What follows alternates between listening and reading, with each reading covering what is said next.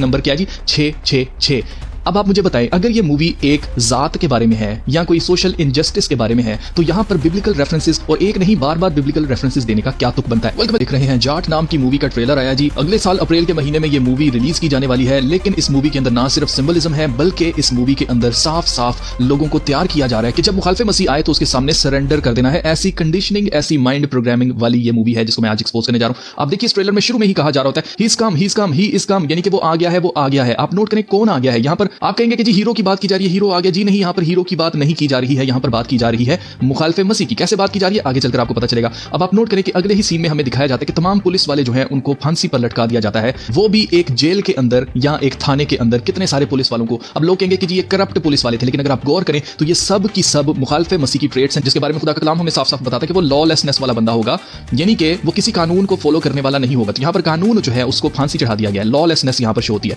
आगे देखिए और कितने बिब्लिकल रेफरेंसेस यहाँ पर दिए जा रहे हैं। साथ ही हमें पता चलता है कि इस मूवी को बनाने वाले कौन है। मिथ्री नाम के कोई मूवी मेकर्स हैं जिनका सिंबल ही आपके सामने है, 6 पॉइंटेड स्टार, जो कि इसराइल के झंडे के ऊपर बना हुआ है। ये कैसे ब्लैक मैजिक में यूज होता रहा है इसके बारे में आपको पहले बता चुका हूं। और आप नोट करें, इसको स्टार ऑफ डेविड कहते हैं ये इसराइल वाले, जबकि इसका दूर दूर तक दाऊद नबी से कुछ लेना देना नहीं है। ये दो ट्राइंगल्स हैं जो कि एक ऊपर की तरफ है और एक नीचे की तरफ है, जो कि एज अबव सो बिलो को शो करता है। यहां पर कहा जा रहा है जी पीछे कि वो कहां से आता है। ठीक है, किसकी बात की जा रही है? मुखालिफ मसीह की बात की जा रही है। यहां पर कहा जा रहा है he comes in the shadow of the evening, यानी कि वो शाम के साये में आता है। और आप नोट करें कि वो चेन्स के अंदर उसको बंद दिखाया गया, कैदी दिखाया गया, और कैदी नंबर क्या है जी? 666।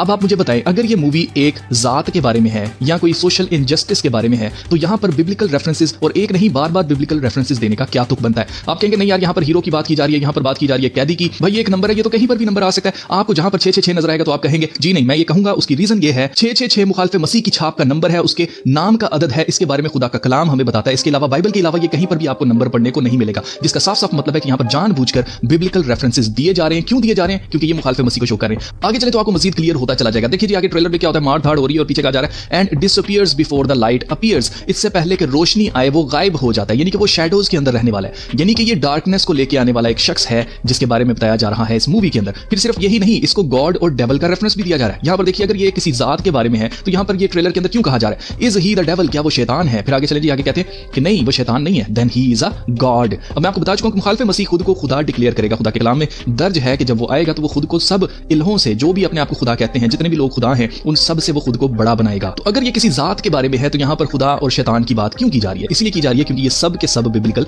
रेफरेंसेस हैं। आगे चलें जी, यहाँ पर आप देख सकते हैं एक और बिब्लिकल रेफरेंस हमें देखने को मिलता है। ये किसी का पैलेस है या किसी गुंडे का ये कोई अड्डा है। आप नोट करें, यहाँ पर हमें एक शेर देखने को मिलता है जिसके पर हैं। अब परों वाला शेर आपने पहले भी कहीं देखा होगा, आप याद करें जरा, आपने कहां पर देखा होगा? जी हाँ, आपने देखा जी बेबीलोन के अंदर, बाबुल की जो बादशाहत थी उसके अंदर ये परों वाले शेर जो हैं वो पाए जाते थे। क्यों? क्योंकि ये सिंबल था बाबुल की बादशाहत का। और इसके बारे में खुदा के कलाम में लिखा हुआ है दानियल नबी की किताब चैप्टर 7 में। अगर मैं आपको पढ़ाऊं तो यहाँ पर आप देख सकते हैं, ये बेसिकली ब्रिटिश म्यूजियम के अंदर वो शेर जिसके पर है, उसका मुंह एक आदमी का मुंह है। ये बेसिकली नियो सीरियन बादशाहत जो है वहां से लिया गया है, जिसका ताल्लुक बाबल से है। और आप नोट करें कि खुदा के कलाम में क्या लिखा है। खुदा के कलाम में लिखा है the first was a lion and had eagle's wings, यानी कि जो 4 हैवान दानियल नबी ने देखे थे रोया के अंदर, उसमें पहला एक शेर जैसा था, बब्बर शेर था, और उसके क्या थे? ईगल की तरह के विंग्स थे, उसके पर थे बाज की तरह के। तो आप नोट करें कि यहां पर हमें बार बार बिब्लिकल रेफरेंसेस दिए जा रहे हैं। और बाबल का जिक्र यहां पर क्यों किया जा रहा है? उसकी रीजन ये है कि बाबल ही वो बादशाहत है जिसका जिक्र मुकाशफा की किताब में हमें पढ़ने को मिलता है कि वो बड़ा शहर बाबल जो मिस्ट्री बेबीलोन है वो गिर गया। आप नोट करें कि रेवलेशन चैप्टर 13 के अंदर 666 का जिक्र है और रेवलेशन चैप्टर 17 के अंदर मिस्ट्री बेबीलोन का जिक्र है। तो ये दोनों जो जिक्र हैं वो मुकाशफा की किताब में से ही लिए गए हैं जानबूझकर। क्यों? क्योंकि जो बाबल की बादशाहत थी ये वही बादशाहत है जहां पर बाबल का बुर्ज बनाया गया था। इसका ताल्लुक बाबल के बुर्ज से है। ये अनफिनिश्ड टावर ऑफ बेबीलोन जो है उसको कंप्लीट करना चाहते हैं। वही टास्क जो पहले रह गया था कि हम आसमान पर चढ़ जाएं, खुदा से जंग करें, खुदा को मार दें और खुद जमीन पर राज करें हमेशा तक। ये वही शैतान वाली बात है जो कि शैतान करना चाहता था, राज करना चाहता था। और आप नोट करें कि इस मूवी के ट्रेलर में हमें साफ साफ नजर आता है कि इतना ज्यादा वायलेंस, हीरो जो है वो कत्लो गारत करता फिर रहा है और कोई इसको पकड़ने नहीं आ रहा। जितनी भी बॉलीवुड मूवीज है आजकल के दौर में, जितनी भी आ रही हैं एक्शन मूवीज, आप नोट करें कि उसमें कत्लो गारत आम है। और यीशु मसीह ने क्या कहा था? यीशु मसीह ने कहा था कि शैतान शुरू से कातिल है। आप नोट करें कि कत्ल करना और खास तौर से झूठ बोलना और ये सारे ट्रेट्स किसके हैं? ये सारी की सारी खूबियां जो हैं वो शैतान के अंदर पाई जाती हैं। और वही शैतान वाली खूबियां हीरो के अंदर दिखाने का क्या मकसद है? ये मकसद है ताकि आपको पहले से तैयार किया जाए जहनी तौर पर कि हीरो होता कैसा है। अब लोगों के जहन के अंदर ये चीज फिट हो चुकी है कि अगर किसी किसी ईवल को हराना है, किसी बुरे शख्स को हराना है या मारना है, तो उसके लिए हमें उससे बड़ा बुरा शख्स जो है वो लेके आना पड़ेगा। जबकि लोग ये नहीं सोचते हैं कि किसी बुरे को खत्म करने के लिए बड़ी बुराई को लेके आना जरूरी नहीं है, बल्कि किसी बुरे को खत्म करने के लिए उससे ताकतवर शख्स को लेके आने की जरूरत है। तो ताकत जो है उसको ईवल के नाम से रिप्लेस कर दिया गया है। और अब जितना कोई बुरा शख्स होगा, जितना कत्लो गारत करने वाला, जितना वैशी किस्म का, जितना वॉयलेंट एक हीरो होगा, लोग उसको हीरो मानेंगे। और यही सब जो है बढ़ चढ़कर जितनी भी एक्शन मूवीज आ रही है उसके अंदर इसी तरह से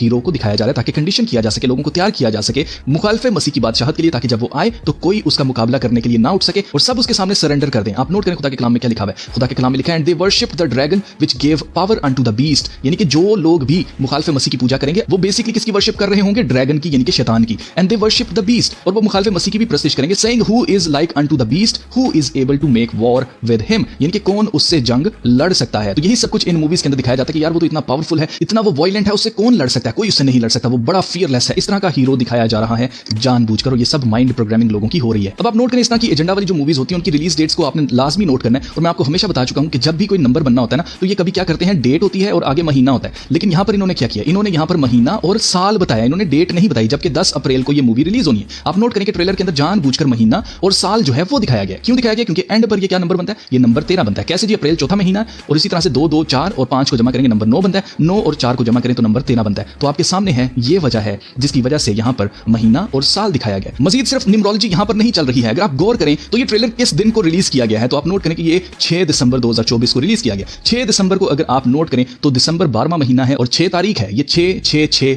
मार्क ऑफ द बीस्ट का नंबर दोबारा से बन जाता है, जो कि इन्होंने ऑलरेडी अपने हीरो की वर्दी के ऊपर, जो कि कैदी नंबर इसको 666 दिखाया हुआ, इन्होंने यूज किया हुआ। यानी कि इन्होंने इसी वजह से जानबूझकर 6 दिसंबर को ही ये ट्रेलर रिलीज किया है। So what is this all about? ये सब कुछ है क्या? इसका मकसद क्या है? इसका मकसद है जंग करवाना, और वो भी खास तौर से सिविल वॉर करवाना। मैं आपको बता चुका हूं कि ये लोग मजहबी जंग करवाना चाह रहे हैं। कहीं पर ये मजहब पर ये लोगों को डिवाइड कर रहे हैं, कहीं पर ये पॉलिटिक्स के अंदर लोगों को डिवाइड कर रहे हैं, कहीं पर ये लोगों को रंग और नस्ल को लेकर डिवाइड कर रहे हैं। और यही काम ये मूवी सर्व कर रही है, जो कि एक जात है, जाट, जिसको यहां पर प्रोमिनेंट करके दिखाया गया। ये जात पात जो है उसके अंदर अब दोबारा से लोगों को डिवाइड करना चाहते हैं।